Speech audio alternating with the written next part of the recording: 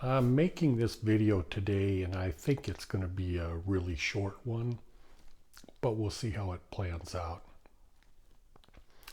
Uh, if you were looking for common spiritual knowledge, you would go to the Bibles, you'd go to the Bhagavad Gita, you'd go to the Vedas, you'd go to other sources to get your information if that's what you were interested in. But you're on this channel, and so I'm not going to talk about normal stuff.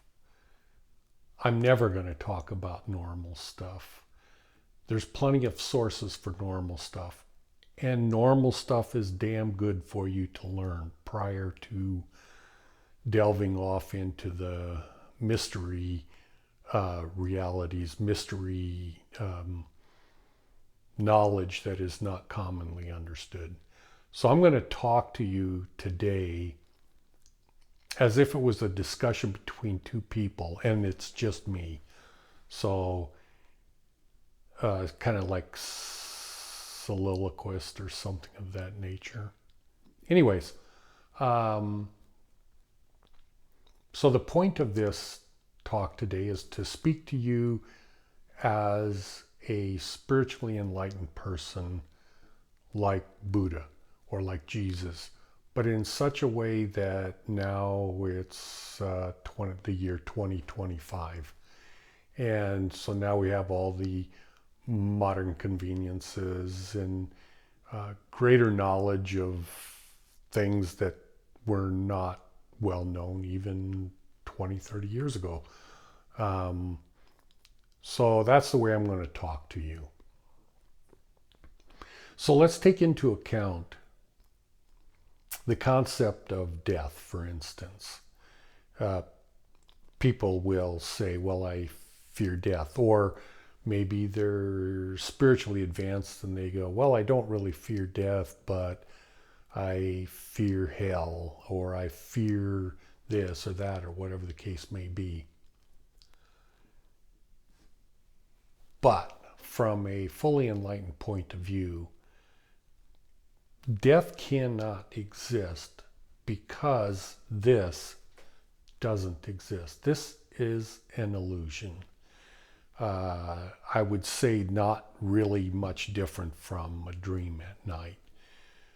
Now, does that mean that even though that this is an illusory realm, an illusory reality, and the reason I say it's illusory is because it's impossible for anything to be more than illusory. Matter, physical matter, does not exist, nor can it exist. Time, planets, anything you can think of in the physical manifestation is impossible to exist. And so with that understanding, death cannot occur. It's not possible. Now, that's not to say that this reality has no meaning or has no super great significance to it. In fact, this reality has the most significant process in your path that there has ever been in all eternity. And even though this is an illusory realm and reality, nevertheless, it plays a more significant role than anything that you have ever done, ever. So I'm going to be random all over the map today. So let's, one thing I was thinking about, and only because I was watching some other videos about theosis. I guess that's how it's pronounced. I don't know if it is or not, but I believe it's, it's common in Mormonism to think these things. It's also common in the Greek Orthodox Church now that I have found that out. I didn't know that. So what is theosis? Well, I'll give you my version of what I've read and what my understanding is. And that is that not that you're already God, but that you are in the process of becoming God, becoming one with God, becoming a God. You're on the path, and with the grace of God, with the grace of Christ Jesus, that's in your future if you continue on that path. That's what theosis is. And then to pervert it to a certain degree, at least Mormonism, as well as the Muslim faith, Islam, with multiple wives and multiple sex and stuff like that. Think about it for a minute. I'm sorry for keeping going. That I just said it. I guess you're just gonna have to live with it. That's what I do. So the concept of plural marriage in the physical body is a satanic thing, because think about this. Now I'm talking to you from a standpoint of enlightenment, assuming you're already enlightened, even though you're probably not. Nevertheless, we'll assume that you are. And we're having a discussion, and we're talking about plural marriage, having sex with many women. And the main purpose for this was, at least the way they talk about it, is to populate the earth with righteous children. Well, if this was a necessary process, don't you think that women would have children like cats or dogs, where they'd have a whole litter of children, that you don't necessarily have to impregnate multiple women, that in fact the women can have 25 children with a single pregnancy? Then you would solve that problem. But since God didn't do that, we are left with other explanations that give men the feeling of it is okay to have sex with many women by obeying the law of God. Well, of course, it isn't defined very well when they keep saying God, because in most cases in the Bible and stuff like that, when they're talking about God, it's unknown by the people that read it, but actually they're speaking of Satan, who is the god of this reality and realm. So it becomes very confusing. It's like in our family, for instance, we know several people by the name of Jay. And sometimes you have to say it. It's like, oh, Jay, Diana's husband, or Jay, the boss that runs a pool company. Or you have to designate which Jay are you talking about. But they don't ever do that in scriptures. They just assume that since it says God, they're talking about the same God that I'm talking about. God, the Father of all creation. God, the God that Jesus prayed to. But in fact, in most cases, it's God, Satan, the God of this reality. That's misunderstood by so many, if not everybody almost. So that's something that should be taken into account. So the process of becoming enlightened, people talk about it. I had a discussion with my brother Gordon just a week or two ago, and we were going over things that we had learned over the past 25, 30 years. And we realized something that we theorized 20 years ago, but now we know it's no longer theory.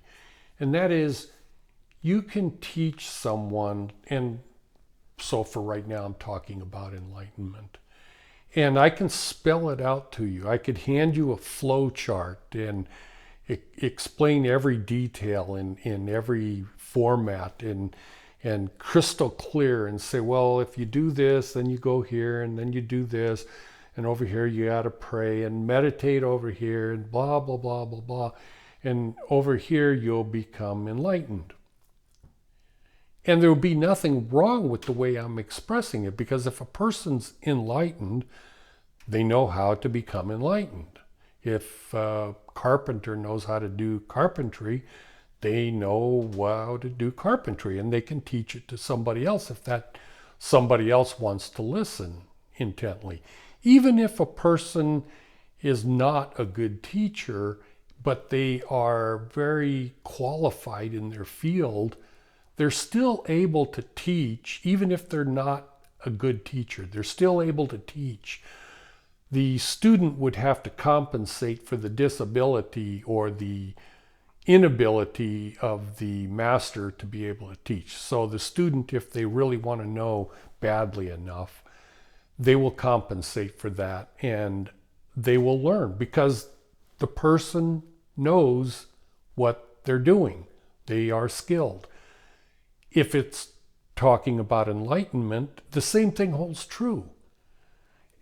You can teach somebody exactly how to become enlightened. And my brother and I theorized about this because we've read in different places over our lifetimes that it, and again, this is not accurate, meaning it's more satanic than anything else, as a way to keep the truth from people. As you well know, I mean, think about it. They've got the secret orders of this, that, and everything else, the highest teachings, and you got to go through a temple, or you go through a excuse me, the Masons, or 33rd degree and above that, etc., etc., etc., that it's all secret, or they'll call it sacred, or whatever the case may be. And that if you get that information, you'll learn that thing. Well, I'm here to tell you this isn't true. And this is what my brother and I learned. Jesus talks about this, but very subtly and not in very many places. And what I'm talking about is the individual is the one that enlightens themselves with the input from God. And so there's a not well understood or not well known aspect of learning the most, I'll call them secret, because, excuse me, because for the most part, people do think that this kind of knowledge and information is secret. But in fact, it isn't secret. It's just that regardless of how it's taught, excuse me, regardless of how it's taught, you're not going to learn it until God deems you ready to learn it. In other words, 25 years ago, when I was getting visions and revelations all the time, and I actually got them more often back then than I do now, or is it possible that now I considered miraculous stuff more common, and so then I don't consider it as being miraculous? I'm not really sure, but be that as it may, I got many visions and revelations leading me to enlightenment, spiritual enlightenment. And in that process, initially, I was under the false notion that I had better keep my mouth shut, because people can learn up to the limits of what's available in scripture and Vedas and stuff like that. And that to go beyond that, you have to submit yourself to a guru, or you have to prostrate yourself, or you have to learn certain secret things, or whatever the case may be. Anyways, the bottom line is I thought that, okay, I learned all of this stuff and I I became enlightened and such, and I thought, oh my gosh, I better keep my mouth shut. I thought that that's what God was teaching.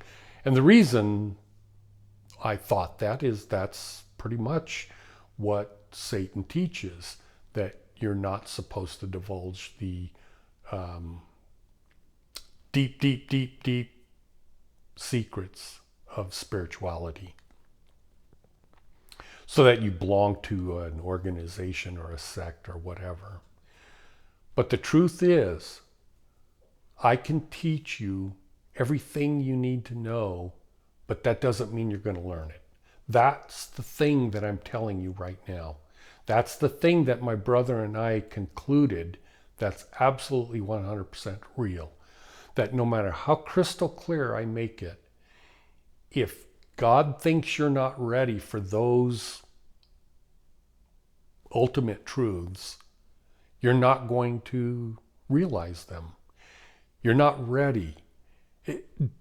Maybe the fact that some people are frustrated and they go, I'm just so angry that I'm not enlightened, or I'm so angry that I don't understand what Buddha understood or Jesus understood. I'm so mad. I've dedicated decades of my life.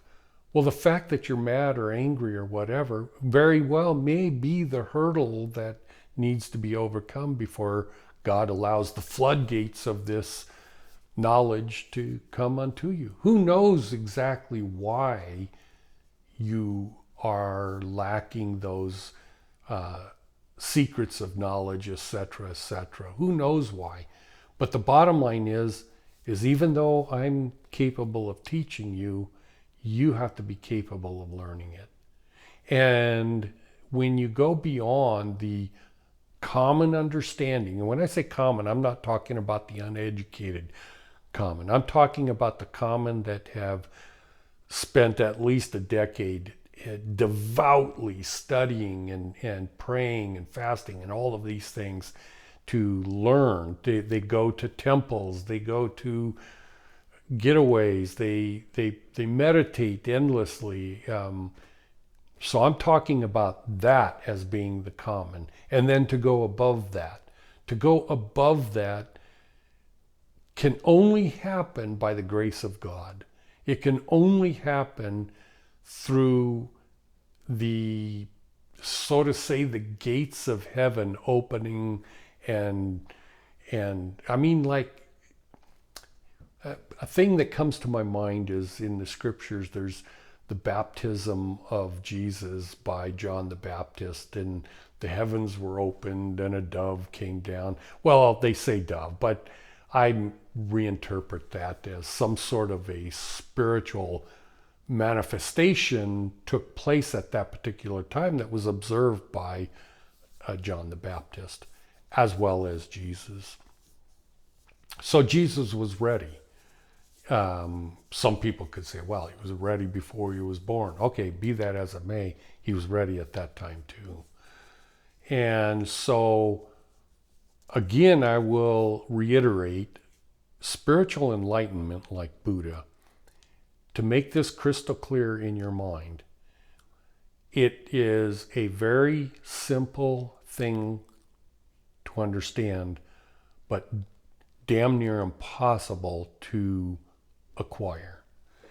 The understanding is that everything that you know to be real in your life from the day you were born, and when I say everything, I'm talking, if you realize a thing is a physical thing, I'm not talking about concepts of love or hate or fear or these things. I'm talking about everything you've ever seen, touched, felt, or whatever that case may be,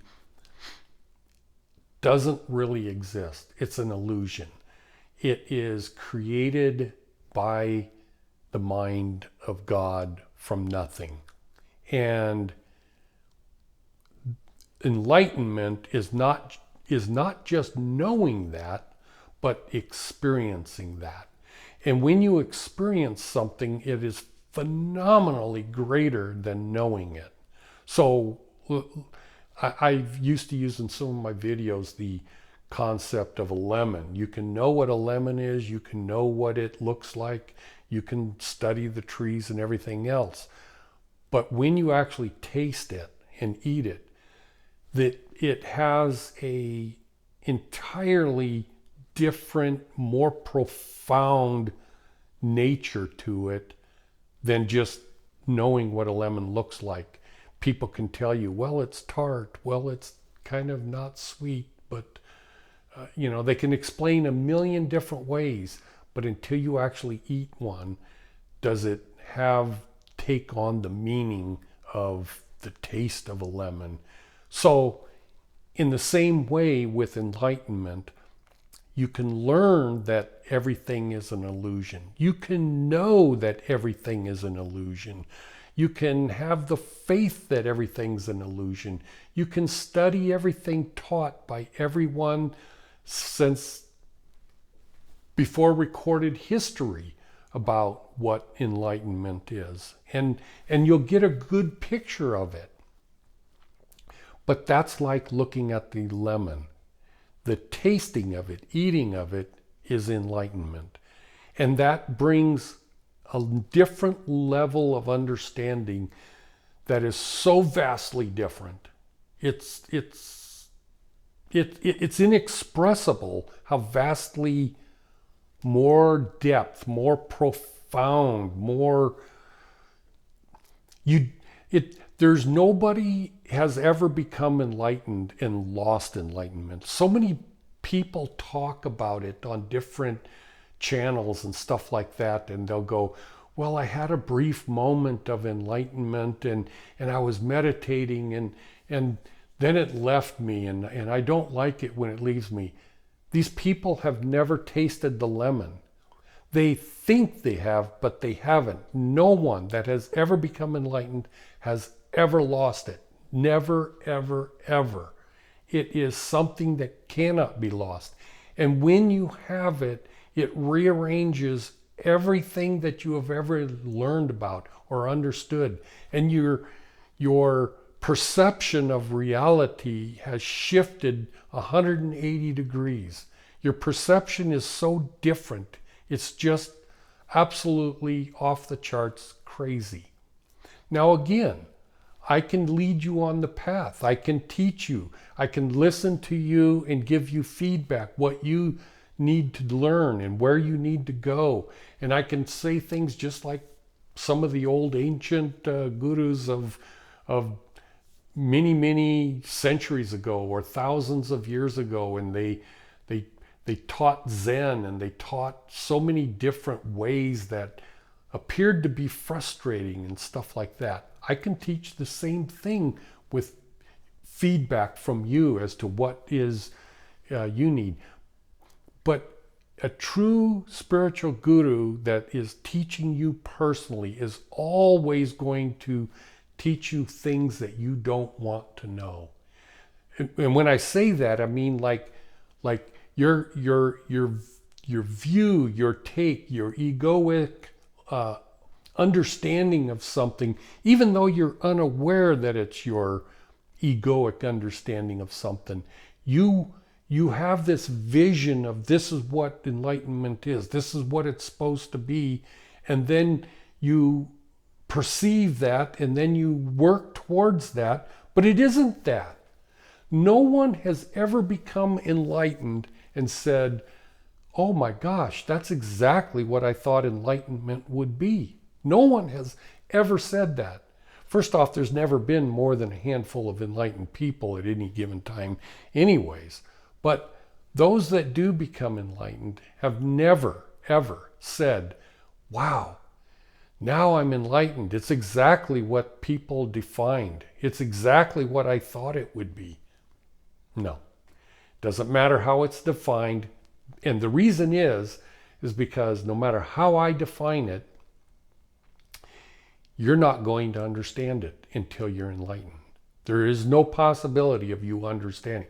Just like the lemon, everybody can express to you, a person can be eating the lemon right in front of you, 5 foot away from you, eating it and having the expression on their face like, oh my gosh, and still, if you've never tasted a lemon, you're not going to get it. No matter what, no matter how they explain it, you're not going to get it.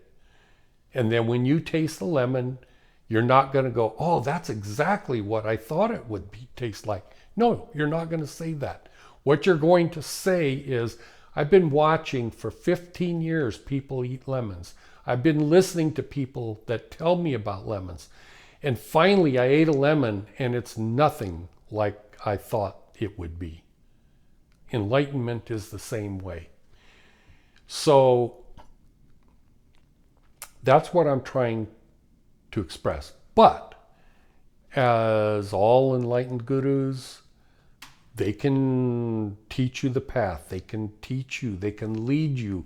They can only get you so far before you have to start, I'd like to say praying to God, but you know, Buddha never prayed to God and he became enlightened, but he was devout. He was, I mean, if you read everything he taught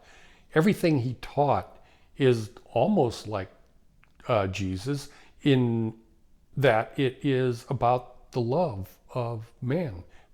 When I say man, the love of human beings. And he devoted himself to teaching out of that's what people do. They want to help others understand and to become enlightened also. Every enlightened person would love to have everyone else in the world enlightened because they don't like being alone. Nobody that's enlightened likes being alone. They are alone, but they don't like it. And so I'm making an assumption here, okay? But I think that I'm 100% accurate and true. God, Brahma, doesn't like being alone. I mean, he may have an infinite number of souls as one with him, and still he doesn't like being alone. He creates universes and gives opportunities for us to become like him because he doesn't like being alone. I mean, I know that sounds absurd coming to you because of what you think you understand about God, but I'm telling you that is one of the reasons. Of course, the main reason is because God loves us, but God doesn't love his own creation. I mean, that's absurd. That'd be like I love the loaf of bread that I made. Well, I can like the loaf of bread, but I don't love it. So God likes his creation. He likes this human body. He likes the things that he's created, but he doesn't love it. He created it because he loves us, even though he doesn't know what we are before we are created. And he doesn't create your essence, nor can he create your essence. Nothing can create your essence because your essence is ever existent within Brahman. For there has never been a time in forever, in infinity, that you haven't existed in a different format than what you exist right now. So I think that's basically all I wanted to talk to you about at this particular time. And again, I will close by telling you I love you, telling you from the bottom of my heart, in all seriousness, I do this because I love you.